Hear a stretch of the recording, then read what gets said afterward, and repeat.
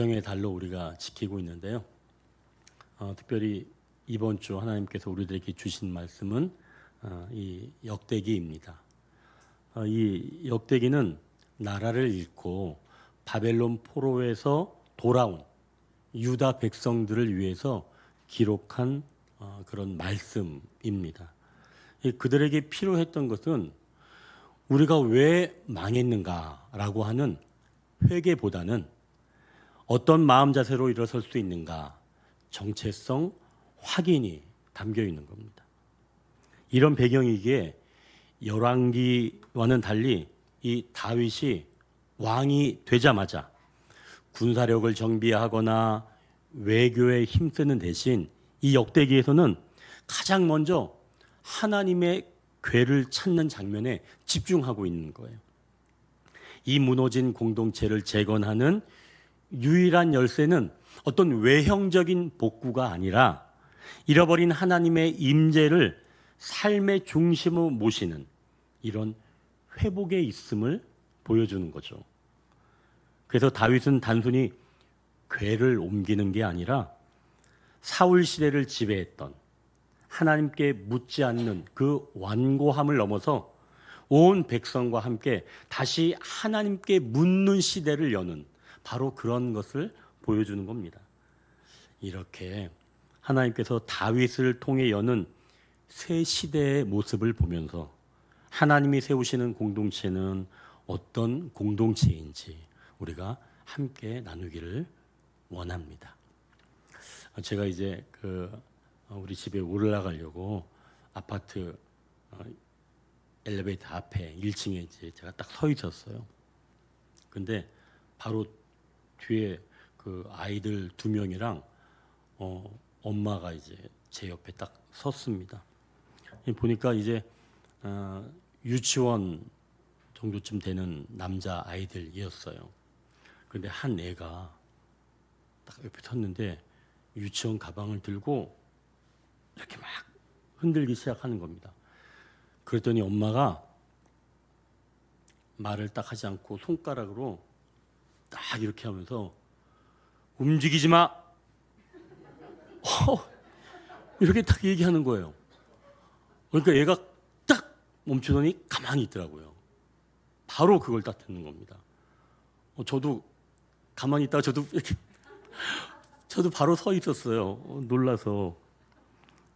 그리고 그 뒤로 엄마와 아이들의 대화는 들어볼 수가 없었습니다. 그게 대화였어요. 움직이지 마. 사실 아이를 기른다는 게 굉장히 피곤한 일입니다. 더군다나 남자아이 2명을 기른다는 건 너무 힘든 일이죠. 만약 그 아이들이 부모가 피곤해서 지쳐 있는데 이거 뭐 물어보기라도 한다면 그 대답하기 쉽겠어요? 그래서 대답하기 어려우니까. 그러니까 요즘 몇몇 부모입니다. 몇몇 부모는 아이들에게 핸드폰을 건네줍니다. 그래서 이제 유튜브를 보게 한다든지 그러죠. 그리고 또 TV를 켜주는 겁니다. 질문을 아예 막아버리는 거예요. 묻지 말라는 겁니다. 그래도 계속 물어보는 아이들한테는 어떻게 하냐면 몰라도 돼. 또 물어보면 크면 알게 돼. 이런 이야기만 하게 되는 거죠. 그러면 아이들은 더 이상 묻지 않고 집안은 조용해지는 겁니다. 하지만 그때부터는 아이와 관계가 단절되기 시작하겠죠. 인간은 질문으로 먹고 산다고 합니다. 질문하고 대답하면서 그 내용도 또 관계도 더욱 두터워지게 되는 거죠.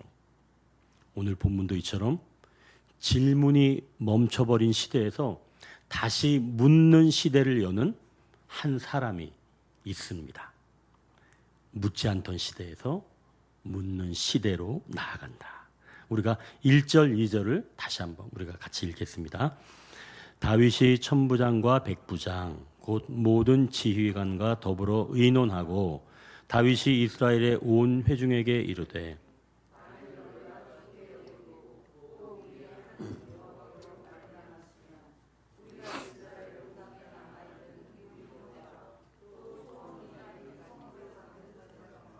레위 사람에게 전령을 보내 그들을 우리에게로 모이게 하고.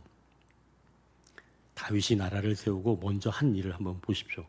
천부장, 백부장, 곧 모든 지휘관을 불러서 더불어 의논했다고 말씀합니다.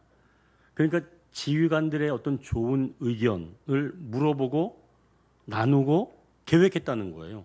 여러분, 이때 당시의 왕은 신적인 그런 존재입니다. 그래서 지휘관들의 어떤 생각을 물을 이유는 없어요. 그냥 왕이 생각하고 계획하고 전달하면 되는 겁니다. 다윗 이전에 있던 그 사울 때에도 다른 국가들처럼 묻지 않았습니다.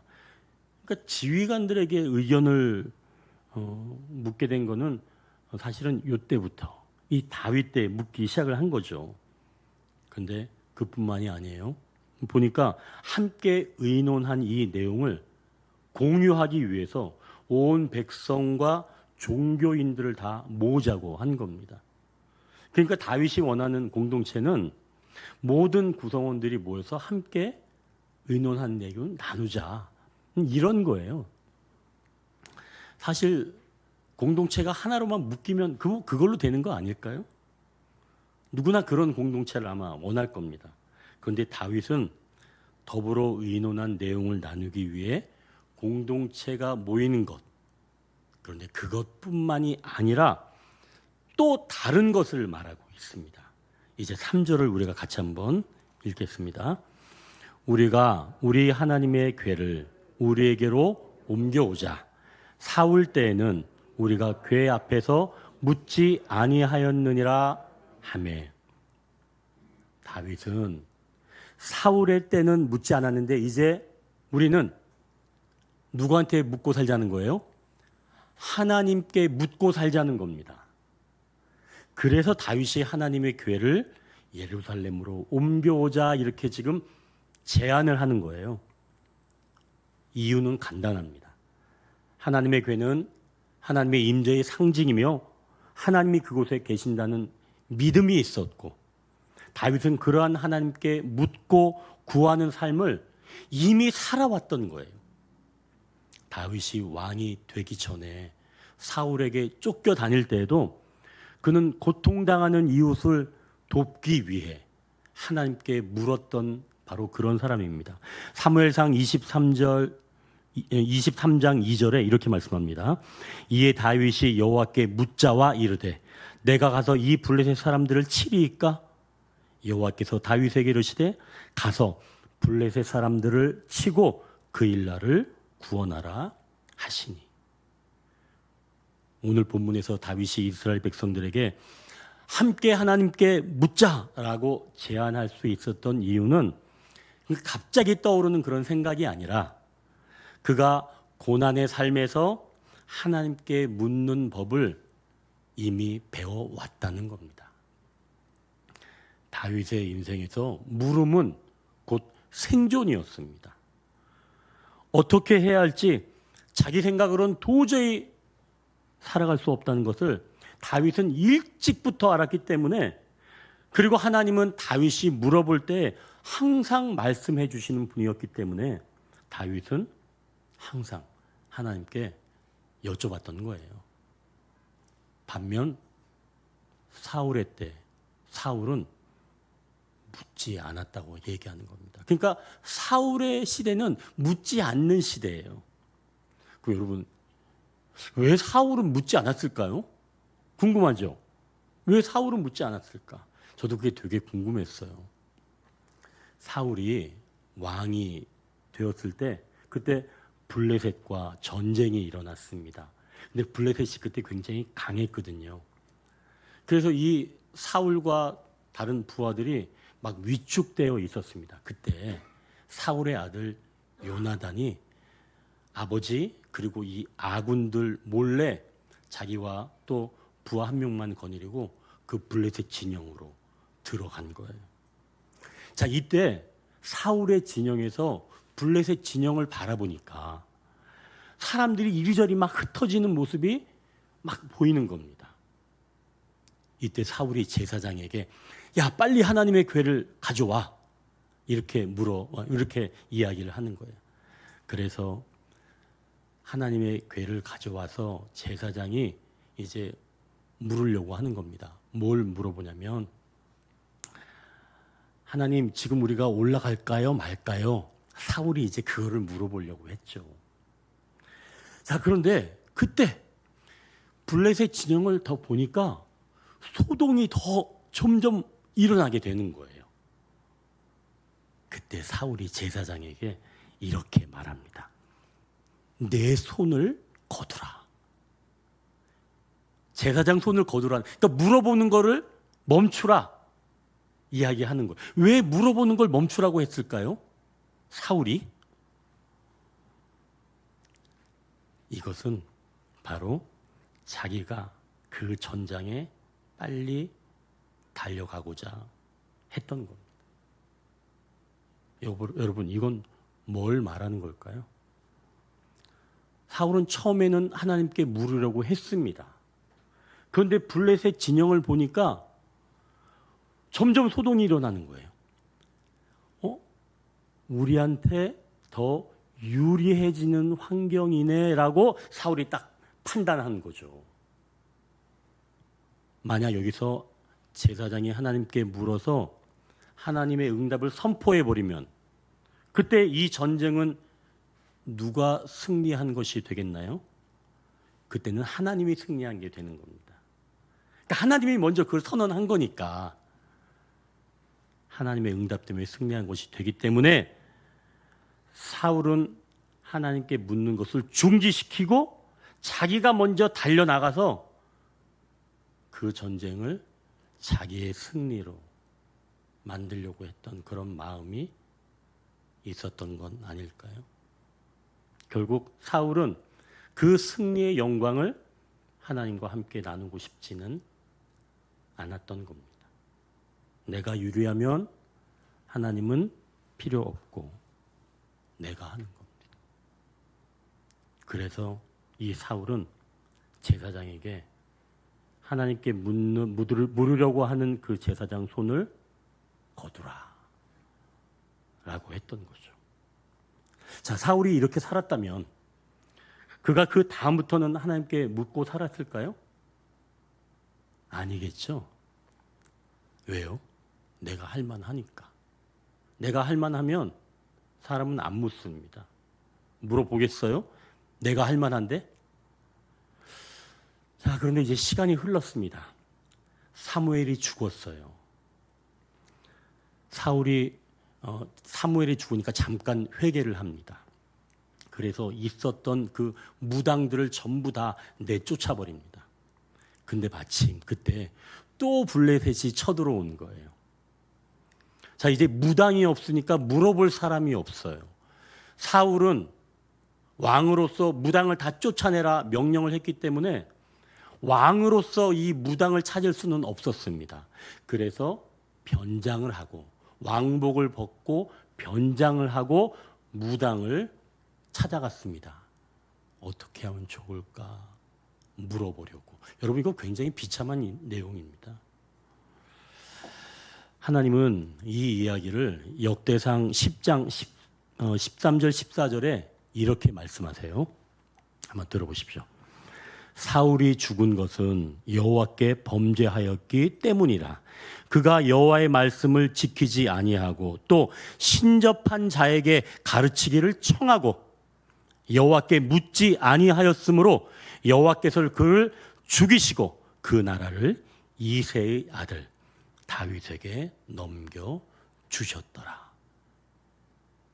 사울의 시대는 묻지 않는 시대였습니다. 처음에는 내 힘으로 살 수가 있어서 내가 한 거야 라고 생각하고 하나님의 개입을 거부해버린 겁니다. 곧 내가 주인이고 싶었던 거죠. 그러나 시간이 지나 위기가 오자 하나님께 여쭈어봅니다. 그때 위기 때는.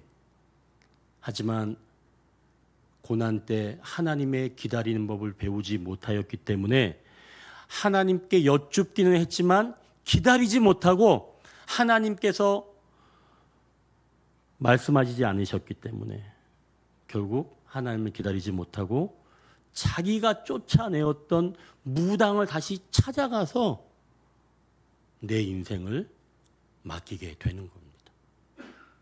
사울은 자기의 왕국을 위해서 신앙을 도구처럼 사용하게 된 거죠.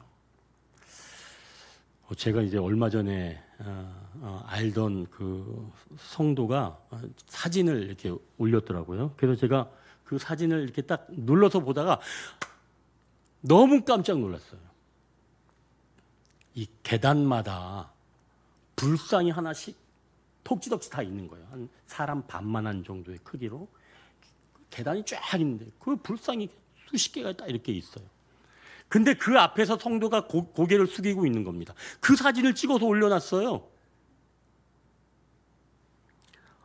제가 좀 흥분했나요? 제가 그 사진 보면서 저는 가슴이 너무 충격을 받았습니다. 제가 그러면서 하나님 이 사진 이거 다른 사람이죠? 아니 다른 사람이게 해주세요. 이 사진 잘못 올린 거죠? 제가 그렇게 말씀을 드렸어요. 사랑하는 성도 여러분, 하나님은 여러분의 질문을 기다리십니다. 하나님 우리의 질문이 귀찮아서 핸드폰을 주시거나 TV를 켜주는 그런 부모와 같지 않습니다. 하나님은 나를 사랑하신다라고 여기시고 여러분 어떤 것이든 좀 하나님께 물어보십시오. 하나님을 내 마음의 중심에 모셔두고도 아무런 질문도 없이 혼자 지내게 하시는 건 죄입니다. 하나님께서 사울의 죄를 이렇게 말씀하시는 거예요. 여호와께 묻지 아니하였으므로. 여러분 그게 죄라는 거예요. 여러분 주님을 영접한 사람이라고 하면서도 하나님께 묻지 않는다면 훗날 다른 것들 앞에 머리를 숙이게 되는 겁니다. 그러니 여러분 하나님께 여쭤보십시오. 하나님 우리와 깊은 대화를 기다리십니다. 자, 이제 다윗이 묻는 시대를 열 때 어떤 반응이 일어나는지 보십시오. 하나님을 인식하게 되고 더 풍성해지는데요. 우리가 4절 같이 한번 읽겠습니다. 뭇 백성의 눈이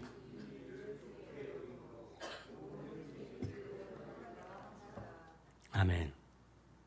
여러분 지금 백성의 반응을 보십시오. 뭇 백성의 눈이 이 일을 좋게 여겼다라고 말씀합니다. 여기서 중요한 말은 뭇 백성들이 이 일을 좋게 여겼다. 좋게 여긴 게 아니에요. 이게 중요한 말이 아닙니다. 하나님이 기뻐하시는 일이라면 모두 좋게 여길 것이다 라고 생각하면 안 돼요. 때로는 반대의 의견이 더 하나님이 기뻐하실 의견일 수도 있습니다. 그러니 무조건 다 좋다는 것을 하나님의 뜻이라고 여기지는 마십시오. 그럼 여기서 중요한 건 뭘까요? 뭇백성의 눈입니다.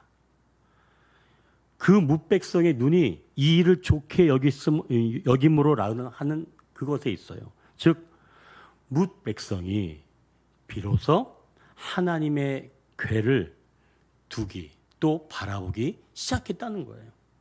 하나님의 존재가 여기 있었구나. 우리가 물어야 할 분은 바로 이분이구나. 이걸 보게 되었다는 거예요. 여러분 이게 중요한 겁니다. 하나님을 인식하는 것. 여러분 묻는 시대가 되면 그때부터는 하나님을 인식하게 되는 거예요. 그게 중요한 겁니다. 뭐가 중요하다고요? 하나님을 인식하는 것. 그러니 여러분 각자 마음의 주님을 다 모시고 계시죠? 주님께서 여러분의 심령에 진정한 주님이 되어서 지금 여러분과 함께 하고 계신 줄 믿습니다. 아멘이시죠? 그러니 여러분 한번 두 손을 이렇게 가슴에 모으시고 저를 따라해 보십시오. 주님, 주님, 제 안에 계시죠? 제가 묻고 살겠습니다. 자, 여러분, 이제 내 안에 계신 주님 인식하시고 주님께 여쭤보고 사십시오. 그럼 이제 비로소 이 주님이 인식되기 시작하는데요. 저도 이제 어제 목회 상담 협회에 학술 대회가 있어서 제가 어제 참석을 하였습니다.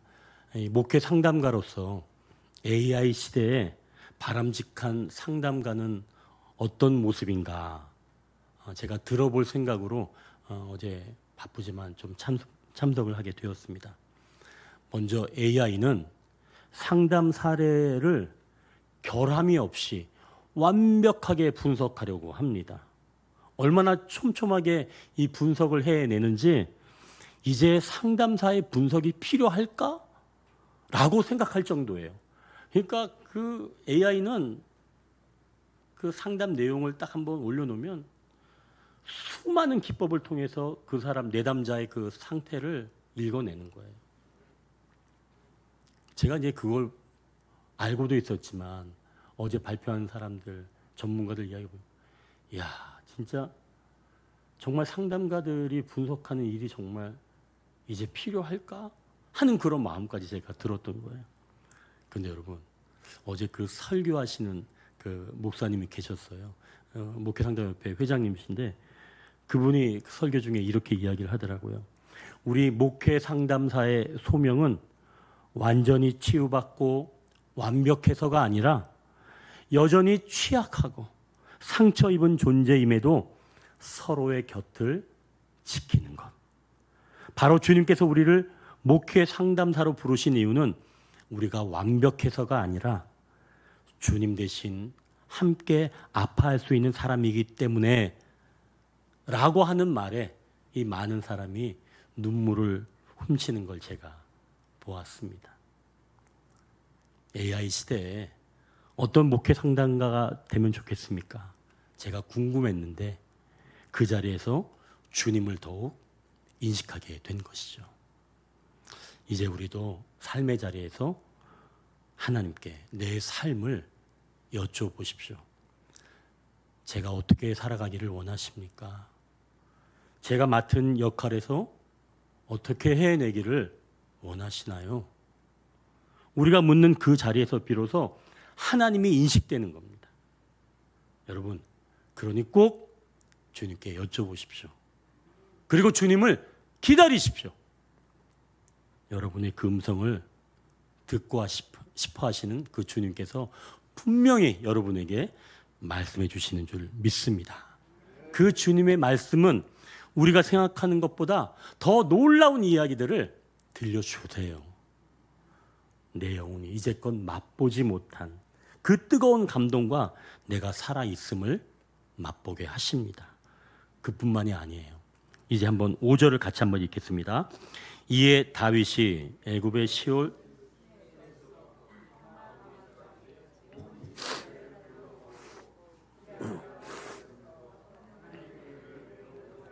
아멘.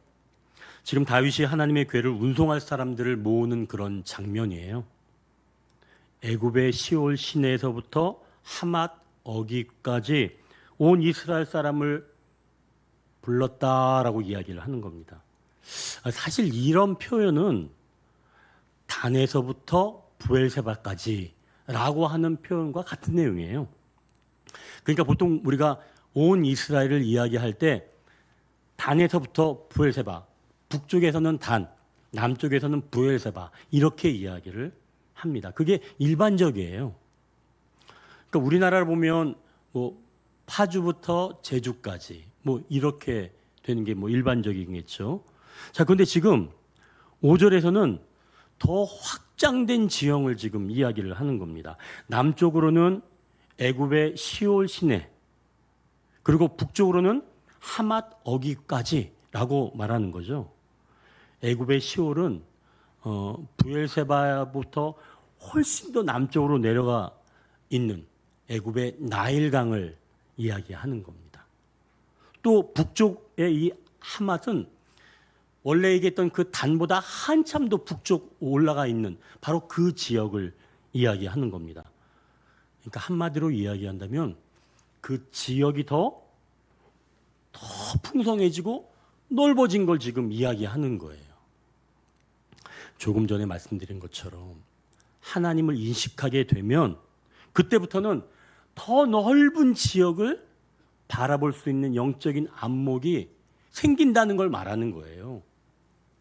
마치 우리나라가 파주부터 제주까지가 아니라 한라부터 백두까지, 백두에서 한라까지 확장되는 거죠. 자, 그렇다면 조금 전에 말씀드린 것처럼 하나님을 우리가 인식하기 시작하면 그때부터는 우리의 영적인 시야가 더 확장된다. 그래서 하나님이 다스리는 지경이 얼마나 넓은지 그때 비로소 눈이 띄어진다는 걸 이야기하는 거예요. 여러분, 영적인 시야가 더 넓어지길 원하시죠? 그러시죠? 저도 이제 목회 상담 어제 그 협회에서 하나님을 인식하게 되었다고 말씀드렸잖아요. 저 말고도 많은 사람이 그 목사님의 설교를 듣고 천정을 바라보는 거예요. 여러분, 설교할 때 천정을 바라보는 사람들은 어떤 사람들일까요? 아우 졸려, 그런 사람들이에요? 아니에요. 눈물을 훔치는 거예요. 때로는 자기 뒤에 손수건을 가지고 이렇게 막 닦고 있더라고요. 제가 처음에 이제 그 어제 아침에 갔을 때 막 사람들이 되게 많이 봤는데 그때 뭐 사람들 보이겠어요? 아우 사람들도 되게 많네. 뭐 이렇게 참 토요일 날 이렇게 많이 왔어. 뭐 그런 생각을 했겠죠. 그런데 하나님의 말씀이 들려오고 제가 하나님을 인식하고 난 뒤에 그때부터 하나님이 예비하신 또 다른 사람들, 저 말고 그 말씀을 듣고 눈물을 흘리면서 그리고 한 영혼께 달려가고자 하는 그 뜨거운 마음을 가진 사람들이 나 말고도 하나님이 예비하신 영혼들이 그렇게 많다는 걸 저한테 보게 하시는 겁니다. 영적인 시야가 저도 넓어지는 거죠. 너 말고 준비된 영혼들이 많이 있어. 그걸 보여주시는 겁니다. 여러분, 하나님을 인식하고 난 뒤부터는 하나님이 그 눈을 열어주시는 거예요. 그러니 다른 사람들이 그때 보이기 시작하는 겁니다. 그러니까 뭐 다른 사람들을 사랑하라 마라 이야기할 필요 없어요. 하나님을 인식하게 되면 비로소 이제 다른 사람이 보이기 시작하는 겁니다. 그러면 사랑스러워 보이는 거예요. 그때는. 그러니 여러분, 하나님을 인식하십시오. 그래야 우리 영적인 눈이 열려서 다른 사람이 보이기 시작하는 겁니다. 자, 이제 세 번째 단락인데요. 7절을 우리가 같이 읽겠습니다. 하나님의 궤를 새 수레에 싣고 아비나답의 집에서 나오는데 우사와 아히오는 수레를 몰며. 하나님을 인식하고 더 넓은 시야로 보게 되면서 이제 많은 사람이 보이기 시작을 합니다. 그때 비로소 큰 공동체가 보이기 시작하는데요. 이제 모든 준비가 끝난 겁니다. 다윗 공동체에서도 지금 하나님의 궤를 움직이기 시작하는 겁니다. 하나님의 궤니까 그 위상에 그 격에 맞게 지금 모든 걸 준비하는 겁니다. 먼저 준비한 게 뭐예요? 새 수레. 하나님의 그 예를 갖추기 위해서, 하나님께 예를 갖추기 위해서 쓰던 수레가 아니에요. 새 수레. 그러니까 하나님의 궤를 운반하니까 여러분 쓰던 거 하면 되겠어요? 새 걸로 해야지. 이 창세기에 나오는 이야기에도 이 수레 이야기가 있습니다. 이 야곱이 자기 아들 요셉이 죽은 줄 알았어요. 근데 이 요셉이 애굽의 총리가 되었다는 이야기를 들은 겁니다. 근데 그 이야기를 들을 때는 뭐 어리둥절한 거예요. 내 아들 죽었다고 생각하는데 그렇게 살아왔는데 내 아들이 살아있다고?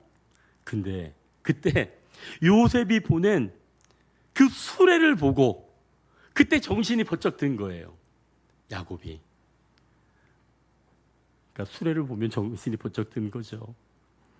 즉 격에 맞는 그런 의전을 갖추는 게 굉장히 중요하다는 겁니다. 그러니까 하나님의 교회를 모시는 거니까 당연히 새로운 수레가 좋겠죠? 그런가요? 역시 여러분들은 느낌이 와요. 새 수레? 하나님의 교회를 수레로 옮긴다고? 사실 새 수레로 옮기는 건 이방인들의 풍습이에요. 블레셋 사람들이 하나님의 교회를 돌려보낼 때 그들이 새 수레를 만들어서 돌려보냈습니다. 그러니까 다윗과 이 백성들은 이런 이방인들의 풍습, 문화를 본받아서 하나님의 교회를 움직이려고 했던 거예요. 그리고 정말 좋은 수레로, 새 수레로 만들었던 거죠.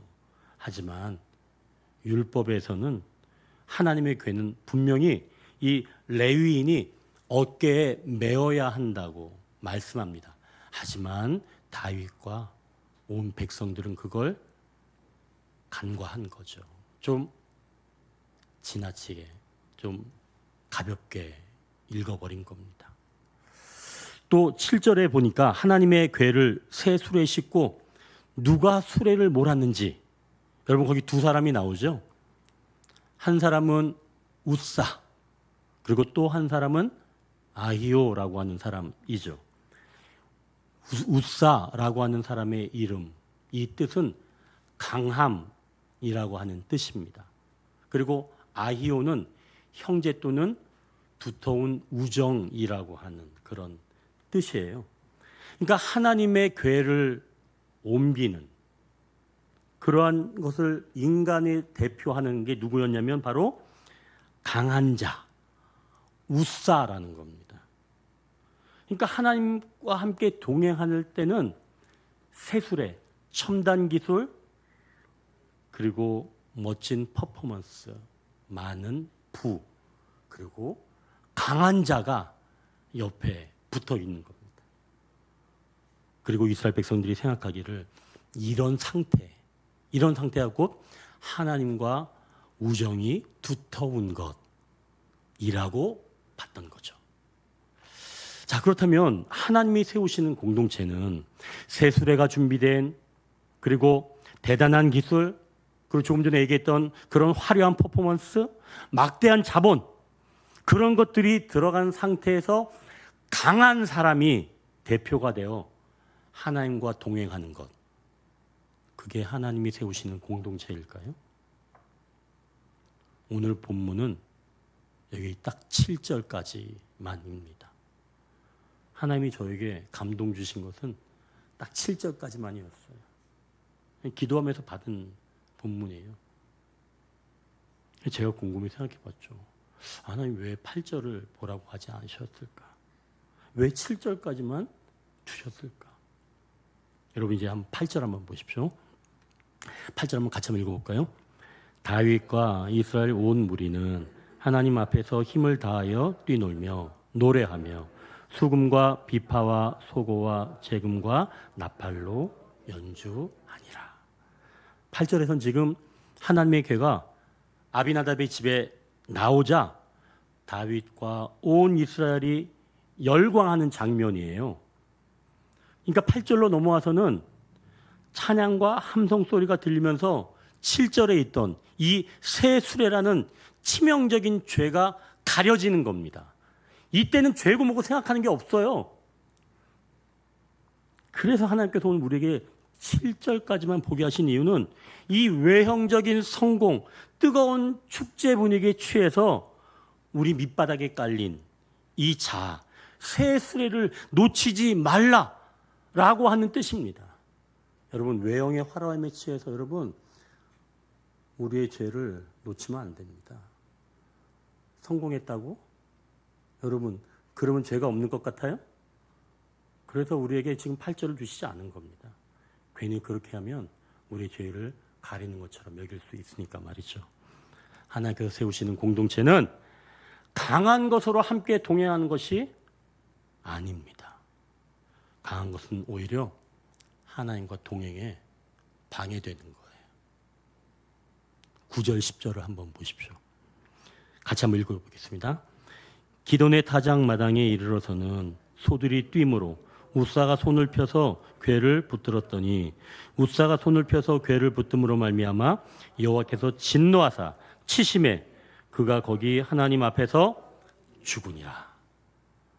이 강함이라는 웃사는 하나님의 궤를 자신이 지킬 수 있다고 여기면서 흔들리는 궤를 붙잡은 겁니다. 자신이 얼마든지 이 상황을 정리할 수 있다고 생각한 거죠. 왜요? 강하니까. 그때 하나님의 진노로 웃사가 하나님 앞에서 죽은 겁니다. 그리고 하나님과 행진은 그 자리에서 멈췄어요. 더 이상 행진하지 못한 겁니다. 여러분, 강함으로 하나님과 동행할 수 있어요? 천만의 말씀. 강함으로는 동행할 수 없는 거예요. 그럼 하나님은 어떤 자세를 원하실까요? 제가 이제 어제 목회 상담 그분의 설교를 통해서 저도 좀 은혜를 많이 받았어요. 그분이 이제 자기 어머니의 이야기를 하시더라고요. 자기 어머니가 황반변성이라고 하더라고. 황반변성은 심하면 이 시력이 사라지잖아요. 이제 그 어머니도 그렇게 시력이 거의 잃게 된 겁니다. 그래서 이 목사님, 여자 목사님인데 어머니를 위해서 자기 눈이라도 드리고 싶다고 어머니한테 이야기를 했나 봐요. 자기 눈을 어머니한테 드리고 싶다. 여러분 너무 훌륭하지 않아요? 멋지지 않아요? 근데 어머니는 딸의 그 이야기를 들으면서 야, 그러지 마. 줄상에서는 다른 사람이나 줘. 나한테 그렇게 하지 마. 오히려 사랑하는 딸이 건강을 해칠 것을 생각하면서 그런 말을 꺼내지도 못하게 한다는 겁니다. 어머니는 가장 연약한 모습으로 딸을 위해 마지막까지 기도하며 사시기를 원한 겁니다. 연약한 어머니가 오히려 딸을 더 위로하며 든든히 지켜간다는 거죠. 하나님이 세우시는 공동체는 강한 것이 주도하면서 나아가는 것이 아닙니다. 십자가 예수님은 가장 연약한 모습으로 우리의 모든 죄를 지신 거예요. 웃사가 강하였지만 하나님의 길을 멈추게 하였다면 예수님은 연약함으로 길을 열어서 성령님께서 오시도록 하였습니다. 사랑하는 성도 여러분, 연약함? 그거 괜찮아요. 여러분, 나 연약하다고 너무 힘들어하지 마십시오. 그거 괜찮은 겁니다. 여러분, 강한 게 좋은 것만은 아니에요. 하나님과 동행하기에 강함은 오히려 방해가 됩니다. 연약한 나를 인정하고 두 손을 모으고 여러분 주님을 바라보십시오. 주님께서 길을 열어가시는 겁니다. 연약한 모습으로 말이죠. 저도 그런 걸 또 경험했거든요. 어제 이제 제가 이 설교를 정리하면서 불쌍히 머리를 숙이고 있는 그 성도가 다시 사진을 딱 올려놓은 거예요. 이게 또 뭘 올려놨어? 제가 또 그걸 누르고 제가 또 들어가 봤죠. 근데 다른 사진이 올라와 있는 거예요. 근데 여러분, 그 불쌍 사진이 없어졌어요. 제가 전화한 것도 아니거든요. 근데 그 불쌍 사진이 없어져 버렸어요. 계속 찾아봤어요, 제가. 흔적이 있나 없나. 없어요. 사라진 겁니다. 아마 저는 그 사람이 지웠을 줄 압니다. 제가 그분과 통화하지도 않았는데 사라진 거예요. 하나님께서 제 이야기 들어준 거 아닐까요? 아멘이 약하네. 하나님께서 제 얘기 들어준 거 아닐까요? 전 들어준 줄 믿습니다. 연약한 이 종의 이야기를 들어준 줄 믿습니다.